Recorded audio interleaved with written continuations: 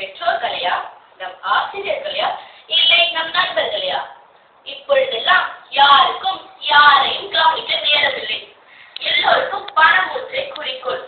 வாழ்க்கை தரத்தை உயர்த்த போராடுகிறார்கள்.